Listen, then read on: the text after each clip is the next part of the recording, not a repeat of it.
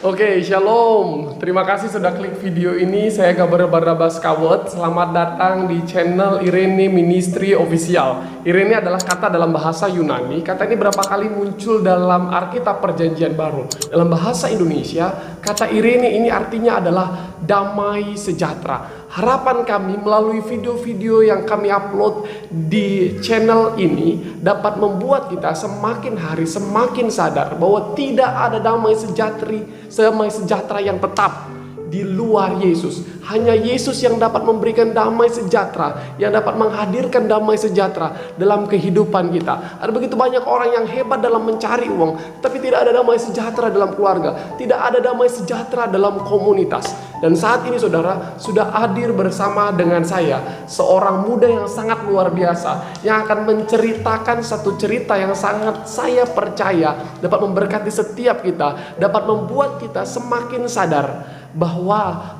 sebagai orang percaya kita harus benar-benar hidup dalam damai sejahtera dan membagikan damai sejahtera itu dimanapun kita berada. Saat ini kita ada dalam program Ini Ceritaku dan sudah bersama dengan saya Chris Eko. Halo bro, terima kasih udah menyempatkan waktunya untuk membuat video ini bersama dengan saya. Dan saya percaya udah begitu banyak orang-orang yang menunggu di video ini.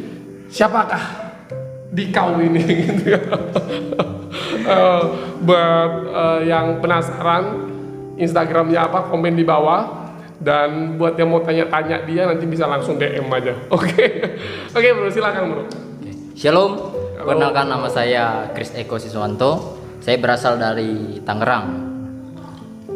Anak-anak Tangsel komen di bawah. Mungkin ini bagian dari anak-anak Allah yang ada di Tangsel.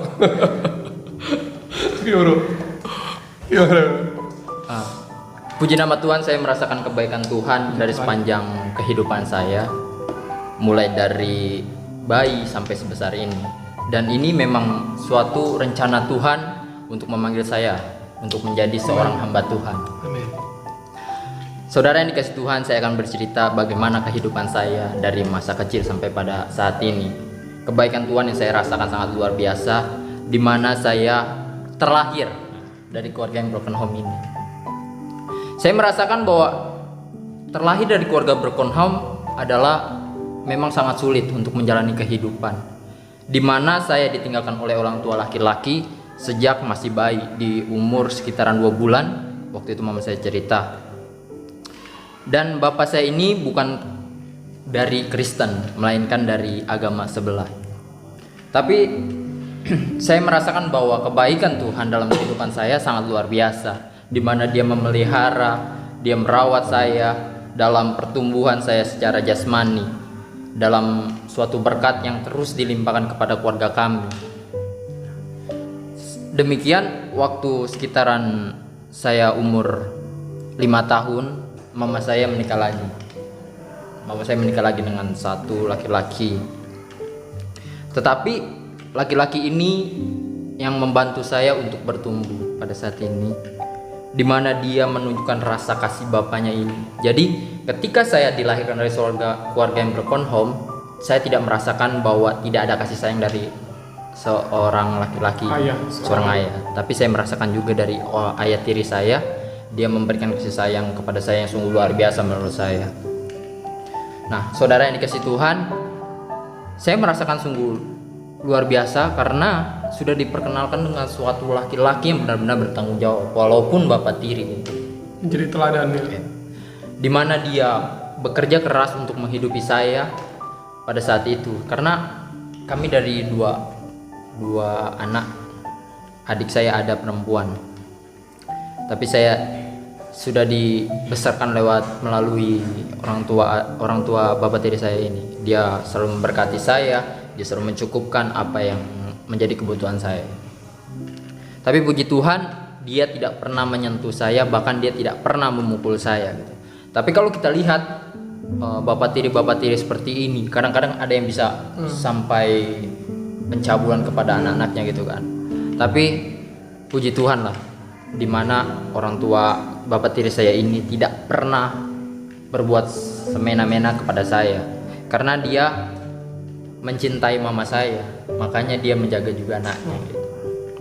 Nah, tapi sekitaran tahun 2018 orang tua bapak tiri saya ini dipanggil Tuhan. Dulu saya pernah bercerita kepada beliau bahwa ketika saya nanti kuliah ya, saya mau Itu tahun 2018. Iya. Waktu udah kelas berapa itu? waktu kelas 3 pas baru mau masuk kuliah Kelas kuliah 3. Oh, kelas 3 SMK. Iya. Dimana udah mau masuk ujung ke perkuliahan gitu. Saya sempat bercerita kepada beliau bahwa saya mau ketika saya wisuda nanti beliau hadir di tempat itu, dan dia menjawab iya, dia akan mau hadir waktu saya wisuda nanti. Tapi berjalannya waktu, semua memang waktunya Tuhan. Kita tidak ada yang bisa mengukur sebagai manusia. Ketika di 2018 sekitaran bulan Februari, bapak tiri saya dipanggil Tuhan, dan di situ saya mengalami sesuatu yang down sekali menurut saya, dimana saya ketika sudah mempunyai cita-cita, dimana waktu itu memang saya sudah ada pikiran untuk sekolah teologi ya, sekolah menjadi hamba Tuhan. Tapi gini, kadang saya juga bingung kenapa bisa mengalami seperti ini ketika saya sudah berbicara bahwa saya mau bapak tiri saya ini hadir waktu saya wisuda, tapi kenapa Tuhan memanggil dia terlebih dahulu? Di sini saya sempat kecewa dengan Allah. Saya sempat kecewa dengan Tuhan. Tuhan kenapa berbuat seperti ini? Padahal saya sudah merencanakan segala sesuatunya itu dengan baik. Tapi kenapa Tuhan bisa berbicara seperti ini? Berjalannya waktu juga sekitaran bulan Maret, pemulir dari STT Sekolah Tinggi Teologi sudah masuk ke keluarga Di kami. tahun 2018 itu. Di 2018 itu. Setelah bulan Februari papa saya meninggal, bulan Maret baru ada surat tentang panggil sekolah teologi gitu. Nah, di situ juga saya berpikir juga bahwa oh Tuhan, kayaknya aku nggak jadi di sekolah hamba Tuhan gitu. Karena saya benar-benar merasakan kecewa sekali di situ waktu saya mengalami suatu kemerosotan sih menurut saya dalam kerohanian dan segalanya gitu. Dimana saya telah kehilangan sosok bapak yang benar-benar baik menurut saya. Jadi waktu papa masih ada, papa sendiri masih ada, Bro Eko ini rajin ke gereja, Oh, rajin sih kami. aktif di pelayanan. Pelayanan aktif kami, tapi sekitaran waktu SMK kelas 1 saya mulai menjauh juga, mulai menjauh gitu. Oh, jadi sebelum papa meninggal sudah menjauh dari pelayanan di kelas 1. Itu karena apa, Bro? Karena pergaulan gitu kan, pergaulan dimana saya juga kalau waktu itu saya mengikuti kegiatan dalam sekolah, jadi memang bentrok sekali dengan pelayanan kami kan. Jadi saya memilih untuk sekolah gitu dibanding dengan pelayanan. Nah, tapi di situ saya juga merasakan yang parah sih kehidupan saya Di ketika masa SMA iya, itu. dimana ketika saya jauh daripada Tuhan, hidup saya tidak beraturan, dan bahkan saya bisa dikatakan kalau pulang sekolah itu sampai larut-larut malam. Padahal kegiatan sekolah cuma sampai jam 5 sore, tapi Oh, Karena jadi apa? ini dia kadangnya di dunia pelayanan ini kita anak-anak muda kadang pakai alasan nggak melayani karena ada jadwal sekolah, nggak mau melayani karena ada tugas sekolah. Padahal itu cuma alasan aja karena malas melayani padahal ya. Dan itu ternyata Bro alamin.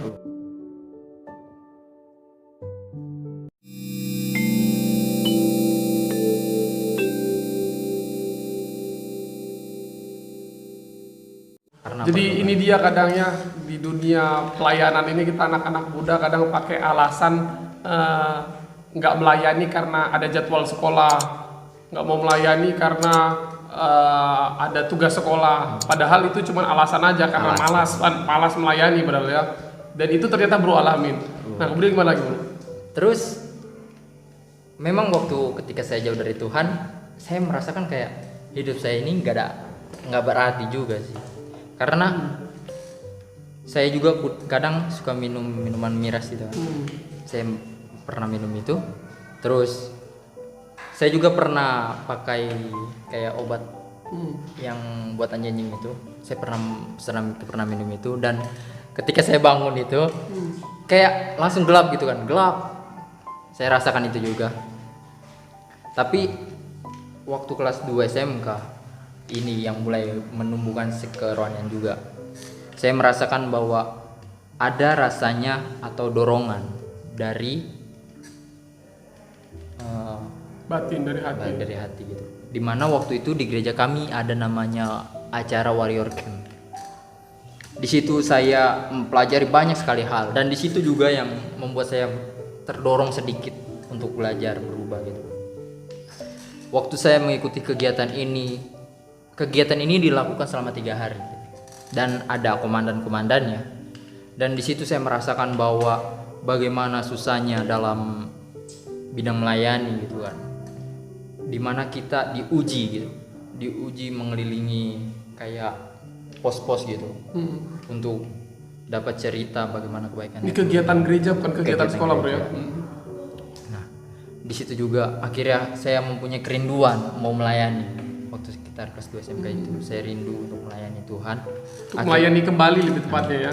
Karena sebelumnya sudah melayani, tapi mengalami penurunan di kelas 1. Kemudian Tuhan bekerja dengan caranya yang ajaib, menarik bro lagi untuk melayani Tuhan melalui acara itu. Akhirnya saya mengikuti acara itu, dan pada waktu hari-hari terakhir, di situ saya mengalami namanya suatu dorongan untuk mau melayani kembali.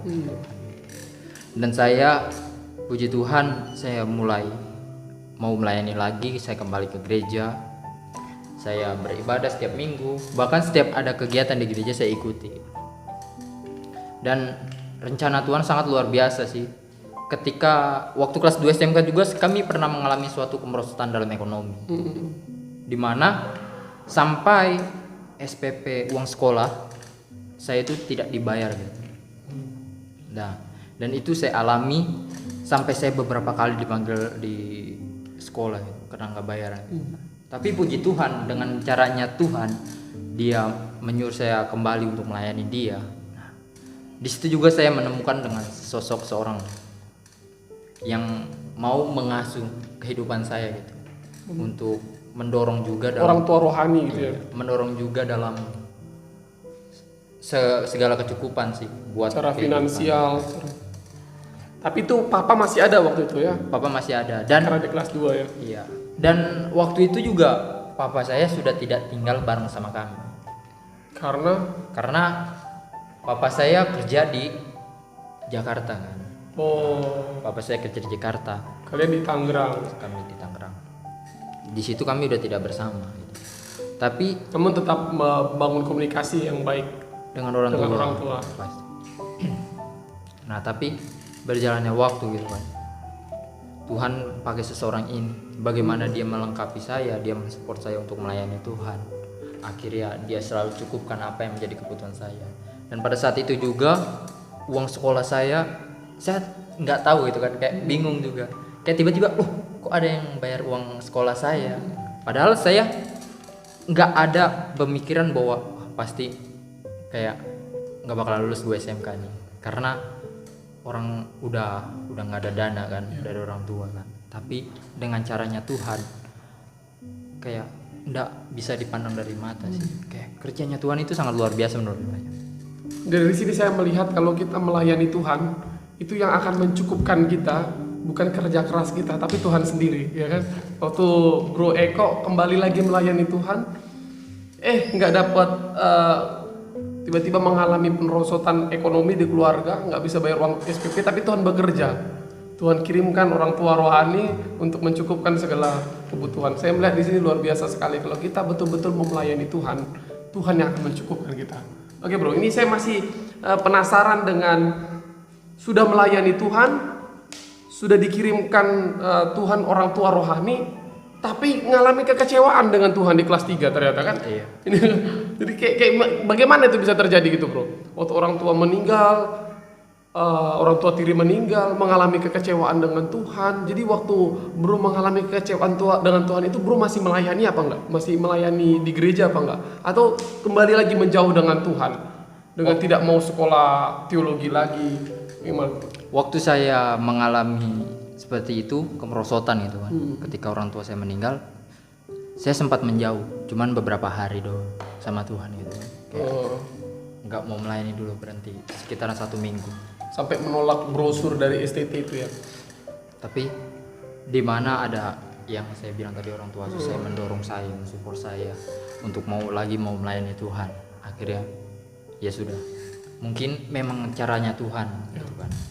Ya sudah, saya akhirnya mau melayani lagi. Tapi melayani cuman secara fisik doang, tapi sekedar tapi dalam karena hati, nggak mau bikin orang tua rohani kecewa gitu ya. tapi dalam hati ya kayak udahlah, biasa-biasa aja gitu kan. Kalau selesai pelayanan gitu udah langsung Kembali balik gitu. lagi ke komunitas lama. Maksudnya melakukan tindakan-tindakan yang nakal, tidak berkenan dengan Tuhan lagi. Jadi satu sisi melayani Tuhan, tapi di satu sisi juga asik dengan dosa, gitu ya kira-kira ya. Nah itu sampai berapa lama bro kayak gitu bro? Itu sekitaran 1 bulan lebih sih.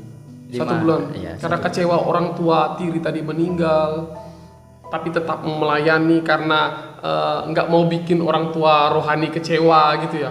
Selama 1 bulan. Apa yang menjadi titik baliknya bro?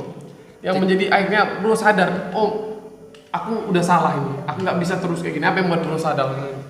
Waktu saya sadar ini ketika sudah di ujung-ujung mau formulir itu harus dibalikan ke sekolah teologi gitu. Oh. Itu menjadi titik balik saya di mana untuk benar-benar mau melayani Tuhan secara utuh gitu. Di situ saya merasakan bahwa adanya Tuhan, kehadirannya Tuhan gitu. Itu pun kayak saya sempat kaget juga di panggilan saya ini gitu. Karena memang saya kayak udah nggak niat untuk sekolah menjadi hamba Tuhan gitu kan. Tapi saya kayak nantang Tuhan juga gitu. Tuhan, kalau memang benar-benar lu ada, lu bisa langsung temui gua secara pribadi gitu kan. Nah, itu pun kayak tang biasa gitu kan. Tapi memang bener kayak kenyataan Itu gitu. waktu lagi doa bro, apa lagi muncul di pikiran aja? Muncul di pikiran. Oh langsung ngomong aja gitu dalam hati gitu ya. Terus dalam sekejap pada malam itu kayak ada satu cahaya yang muncul dalam mimpi saya gitu kan. Terang sekali cahaya itu. Di situ saya sempat kaget juga kan. Oh Tuhan, apa ini? Kalau benar-benar Tuhan berarti secara pribadi aku udah berjumpa dengan Tuhan gitu kan. Pasti. Ya Tapi waktu dalam penglihatan satu cahaya terang dalam mimpi itu, apa yang bro rasakan? Kedamaian atau ketidaknyamanan atau gimana bro? Kalau yang saya rasakan waktu saat itu adalah ketakutan. Ketakutan yang sangat luar biasa.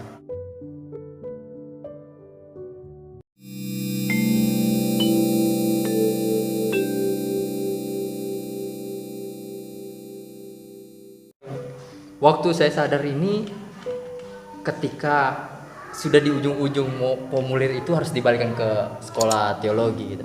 Oh. Itu menjadi titik balik saya di mana untuk benar-benar mau melayani Tuhan secara utuh. Di situ saya merasakan bahwa adanya Tuhan, kehadirannya Tuhan gitu. Itu pun kayak saya sempat kaget juga di panggilan saya ini gitu. Karena memang saya kayak udah nggak niat untuk sekolah menjadi hamba Tuhan gitu kan. Tapi saya kayak nantang Tuhan juga gitu. Tuhan, kalau memang benar-benar lu ada, lu bisa langsung temui gua secara pribadi gitu. Nah, itu pun kayak tang biasa gitu kan. Tapi memang bener kayak kenyataan. Itu gitu. waktu lagi doa bro, apa lagi muncul di pikiran aja? Muncul di pikiran. Oh langsung ngomong aja gitu dalam hati gitu ya. Terus dalam sekejap pada malam itu kayak ada satu cahaya yang muncul dalam mimpi saya gitu. Terang sekali cahaya itu. Di situ saya sempat kaget juga kan. Oh Tuhan, apa ini? Kalau benar-benar Tuhan berarti secara pribadi aku udah berjumpa dengan Tuhan gitu kan. Pasti. Ya, tapi waktu dalam penglihatan satu cahaya terang dalam mimpi itu, apa yang bro rasakan? Kedamaian atau ketidaknyamanan atau gimana bro? Kalau yang saya rasakan waktu saat itu adalah ketakutan. Ketakutan yang sangat luar biasa. Karena kembali lagi, karena saya udah pernah menantang Allah gitu kan.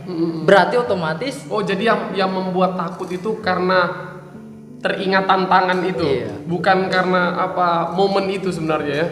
Tantangannya itu kan karena udah pasti saya lewat. Kalau saya lewat, saya udah berdosa banyak sekali dosa saya. Tapi kayak terdengar ada suatu doa gitu, di mana doanya ini kayak tentang kehidupan saya. Dan benar saja, waktu itu. Jadi di dalam mimpi itu bro denger doa. Tapi saya itu langsung bangun sih, langsung bangun gitu. Oh. Langsung bangun. Dan benar saja, dan itu adalah doa dari mama saya. Oh, ternyata dalam mimpi itu bro denger doa. Waktu bro bangun tidur dan bro denger itu ternyata doa dari mama bro. Itu mama rohani atau mama Mama kandung. mama kandung? Oh, waktu itu pas lagi tinggal sama mama kandung.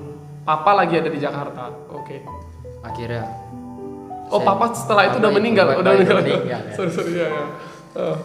Akhirnya di situ saya mendengar doa di mana dia menyerahkan saya secara utuh untuk mau melayani Tuhan. Di situ juga saya sempat nangis kan, oh Tuhan, kayak nggak mungkin gitu loh. Untuk saya melayani Tuhan, saya buruk kayak gini, kelahiran dari keluarga yang broken home, masa saya mau melayani Tuhan gitu kan. Nah, tapi dalam gereja kami itu ada namanya Gemar. Gerakan membaca Alkitab rutin setiap hari. Saya membaca dalam kitab Yeremia, di mana waktu itu di masa mudanya dia dipilih Allah kan, Yeremia. untuk menjadi seorang nabi. Di situ dikatakan bahwa sebelum dia lahir, Allah sudah menguduskan dia dan bahkan Allah sudah mengenal dia. Itu menjadi suatu dorongan juga sedikit. Nah, terus berjalannya waktu kayak membawa saya untuk membaca dalam kitab Yohanes pasal 21 itu ayat 15. Di situ terakhir Allah Yesus berbicara kepada Petrus tentang gembalakanlah domba-domba. Dan disitulah menjadi titik balik di mana saya benar-benar melayani Tuhan secara utuh. Dan pada saat itu juga saya pernah mengalami kecewa lagi. Oh, masih waktu mau sekolah teologi ini. Karena ada seorang hamba Tuhan, dia berkata seperti ini. Nggak usah takut untuk sekolah teologi. Kalau kamu tidak mempunyai dana, kami akan cukupkan. Tapi berjalannya waktu selama saya sekolah teologi, sampai saya ditanya sama pihak sekolah gitu kan, siapa yang mau biayai kamu? Saya telepon orang itu, saya cari orang itu, dia tidak menjawab sama sekali. Di situ saya rasa kecewaan saya, di mana saya dibawa dengan kata-kata manis, tetapi tidak ada tindakan dalam hal itu. Disitulah menjadi kekecewaan saya. Tapi beruntungnya saya gitu, memang Tuhan selalu cukupkan segala sesuatunya. Ketika saya berbicara seperti itu, saya berbicara juga dengan orang tua rohani saya gitu. Saya bercerita, akhirnya dia menjawab, tenang aja, kamu sekolah aja, nanti biar mereka yang cukupkan segala sesuatu. Luar biasa. Ini kalau orang tua rohani bro nonton video ini mau bilang apa ke dia? Duh, terima kasih untuk yes. Ya. Bro, ini cerita yang luar biasa sekali bro. Bagaimana bro yang dilahirkan di keluarga broken home, tidak merasakan kasih sayang orang tua, tapi kemudian Tuhan kirimkan seorang orang tua tiri yang benar-benar menyayangi bro, meskipun tidak sedikit orang tua tiri di luar sana yang tidak sayang dengan anak yang bukan anak kandungnya. Tapi ini kita lihat betapa sayangnya orang tua tiri bro ini. Tapi bro sayang sama dia, akhirnya orang tua ini dipanggil oleh Tuhan. Bro mengalami kekecewaan lagi. Tapi menariknya sebelum itu terjadi, Tuhan sudah kirimkan orang tua rohani ke bro yang betul-betul menyayangi bro, mensupport bro dalam pendidikan dan lain sebagainya. Nah, yang menjadi keinginan saya bro, apa yang mau bro bilang ke orang-orang yang nonton video ini, yang saat ini mungkin lahir dari keluarga yang broken home, yang mungkin saat ini mengalami kekecewaan dengan Tuhan, yang mungkin saat ini ada niatan untuk sekolah teologi, tapi karena situasi yang terjadi dalam dirinya yang nggak situasi yang nggak dia kendaki terjadi, akhirnya dia nggak mau sekolah teologi, akhirnya dia menutup diri lagi untuk mau menjadi pelayan Tuhan. Apa yang bro mau sampaikan ke mereka saat ini? Oke. Untuk kalian ya, yang kelahiran dari keluarga broken home, kita harus yakin dan percaya bahwa kebaikan Tuhan akan memelihara terhadap kita. Dan untuk kalian juga yang merasa terpanggil dalam menjadi seorang hamba Tuhan, lakukan segala sesuatunya itu dengan baik. Karena dalam Amsal 14 ayat 6 di situ dikatakan segala sesuatu ada tujuannya masing-masing. Nah, kalau untuk kalian yang kelahiran dari keluarga yang broken home, ayo kita sama-sama untuk melayani Tuhan, karena kehidupan kita adalah secara untuk melayani Tuhan, untuk dan menyenangkan hatinya Tuhan. Wah, ini menarik nih. Jadi Tuhan izinkan bro ngalamin itu untuk menjadi satu kesaksian bagi bro buat orang banyak di luar sana. Bro, meskipun mereka lahir juga mungkin di keluarga broken home, bukan berarti Tuhan tidak mengasihi mereka, tapi Tuhan tetap mengasihi mereka. Terlihat jelas sekali tadi dari cerita bro, bagaimana Tuhan tetap mencukupkan kebutuhan bro, bagaimana Tuhan tetap mengingatkan bro datang melalui mimpi. Dan itu saya percaya kalau bukan karena kasih Tuhan, itu nggak akan terjadi. Karena kasih Tuhan lah dia datang dan menghampiri. Bro, sekarang buat teman-teman yang nonton video ini, saya minta coba tulis apa yang teman-teman dapat dari cerita Bro Eko ini di kolom komentar. Dan kalau ada teman-teman yang mau sharing juga bagaimana cerita teman-teman, yang bagaimana teman-teman bisa diubahkan oleh Tuhan, coba sharing dong di kolom komentar supaya itu juga bisa jadi berkat bagi kita semua ya. Bro, sebelum kita tutup program ini, ceritaku di channel Irini Ministry Official ini, saya minta bro berdoa dong buat kita semua dan buat semua penonton yang menyaksikan video ini. Oke. Mari kita bersatu di dalam doa. Bapak, terima kasih untuk pada kesempatan hari ini kalau kami bisa cerita secara utuh bagaimana kehidupan hamba untuk Engkau panggil menjadi seorang hamba Tuhan. Dan pada hari ini juga Tuhan, hamba secara pribadi berdoa untuk mereka yang terlahir dari keluarga yang broken home. Kami serahkan seluruhnya kehidupan kami dalam tangan-Mu Tuhan. Biar terus Tuhan Engkau yang panggil kami untuk menjadi hamba-Mu, untuk menjadi alat-Mu untuk memenangkan orang-orang yang belum percaya kepadamu Tuhan. Dan teruslah pimpin kehidupan kami Tuhan hari demi hari. Terus Engkau yang tuntun kehidupan kami supaya kami terus menjadi berkenan di hadapan-Mu Tuhan. Terima kasih ya Tuhan. Kami sudah berdoa mengucap syukur. Haleluya. Amin. Amin. Puji Tuhan. Video kali ini sampai di sini dulu. Terima kasih bro udah hadir di video ini. Bagi teman-teman yang punya pergumulan, minta untuk didoakan, teman-teman bisa share apa yang teman-teman rindu untuk didoakan di kolom komentar, supaya nanti kita semua yang membaca kolom komentar itu bisa saling menopang di dalam doa. Dan kalau teman-teman suka dengan video ini, bisa klik tombol like dan dukung kami terus Irini Ministry Official ini dengan klik tombol subscribe, nyalakan lonceng notifikasinya supaya waktu kami upload video terbaru lainnya teman-teman dapat notifikasinya. Dan yang terpenting sekali, share video ini agar semakin banyak orang yang menyadari bahwa Tuhan sangat mengasihi kita, bahwa apapun yang kita alami dalam hidup ini, seburuk apapun itu semua untuk mendatangkan kebaikan bagi kita. Kalau kita mau benar-benar menyadari dan datang sama Tuhan, semua yang terjadi dalam hidup ini akan mendatangkan keburukan bagi kita di masa depan kalau kita nggak mau datang sama Tuhan. Oke bro, setuju nggak? Datang sama Tuhan. Tuhan sangat cinta kita, Tuhan sangat sayang kita. Mau seberapa banyak pun manusia yang menyakiti hatimu, mau seberapa banyak pun manusia yang meninggalkanmu, percaya Tuhan tidak pernah meninggalkanmu. Tuhan Yesus memberkati. Kami berdua dari tempat ini mengucapkan Shalom.